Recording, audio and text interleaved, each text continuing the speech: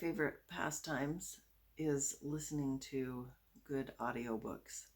That probably started as a child. I had an amazing mother who read stories to me.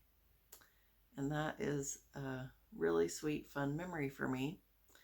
Anyhow, I have continued to enjoy listening to good stories, and an audiobook with the right narrator really is a great experience. So something else that I've been thinking about with a life hack tool is how we tell our stories. It's a tool I learned from Jody Moore, and I want to demonstrate with this toolbox.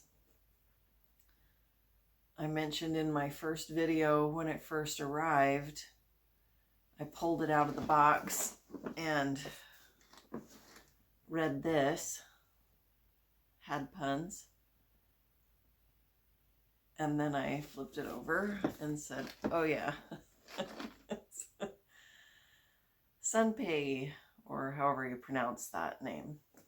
Anyhow, your perspective makes a difference in how you tell the story, and your experience makes a difference in how you tell a story. And the work that I have been doing with the tools from both Jody Moore and Byron Katie help you identify the story you have in your head about what's happening. And if the way you're telling the story is problematic for you, those tools help you get to a healthier space where you can tell the story in a helpful way instead of in a way that keeps you disempowered and in the shame-blame version of your story, which is very disempowering. So I just want to go over those real quick in the context of how you tell your story matters. One of the things Jody likes to say is, in the model she teaches, where you have the circumstance, the thoughts, the feelings your thoughts create, the actions you take from your feelings, and the results you get. She focuses so much on the thought line of that model because that's where your power is. And she likes to point out that the way we're thinking about something is valid. We have reasons for thinking about it that way, and not to judge and shame ourselves for thinking about it in that way, but to challenge it, to play with it, and to see if there's another way we can tell the story that is more helpful to us. And she'll say, the way we're thinking about something is something we made up anyway, right? So if we can come up with a different way to think about it that's more helpful, that we also made up, why not choose that version instead? I'll give a quick example. I recently had a visit with my parents, and my mom was talking about her ministering assignment. If you're not a member of my faith, a ministering assignment is an assignment in your ward family, your congregation, where you're assigned to go and just check in, be a support, an emotional support, a physical support, whatever, a friend for someone in your ward. And that has evolved into, rather than a monthly visit, it's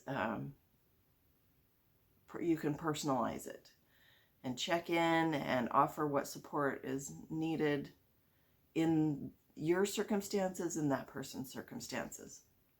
So in the conversation with my mom, she was talking about how her ministering assignment has been changing more often than she would like. She said, they like to change me about every 6 months. And I could tell the way she was describing this, her story about this experience was she didn't like it. She didn't like to be changed so often. And so I started laughing and I said, well, Mom, there's two ways you can tell this story. The one way is the way you just told me, where it's a problem to change you every month. Or there's a whole other story we could make up, where the people that are making those ministering assignments are saying, that Sally, she is amazing. She will visit and she will check in on whoever's on her list. And there's some people that don't do it, but we'd like everybody to get visited. So if we change Sally every 6 months, we know at least the people on her list got visited for half of the year. And she and I both laughed together about it. And I said, we just made that up. They're not really saying that. Well, maybe they are. But there's a difference in the way you tell the story and the feeling it creates. And it's a powerful tool that you can use to challenge your story. Byron Katie's tool, the Judge Your Neighbor worksheet, is all about challenging your story. Switching it up, asking yourself, is that true? We get attached to our stories. The way we tell the stories about what's happening and what should be happening or what shouldn't be happening.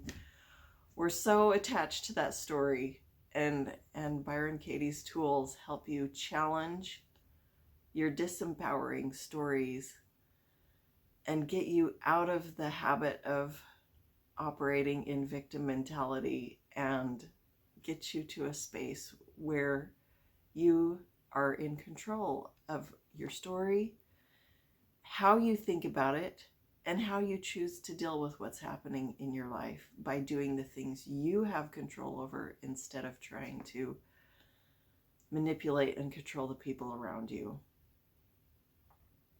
So this tool is so powerful, and I've kind of been rambling a little bit, but your perspective is valid. You have reasons for thinking the way you do. Don't judge and shame yourself for thinking and feeling the way you do, but challenge it a little bit and ask yourself, is the way I'm thinking about this circumstance, this person, this relationship, is it helping me or is it disempowering me? Challenge your story, switch it up, do Byron Katie's turnarounds, make up a whole new story like Jody encourages, shift from a victim to the hero, and put yourself in a place of empowerment. It's so good, and takes you out of emotional childhood into such a better place of emotional adulthood. That's a lot, but so powerful. Hope it helps you as much as it's helped me.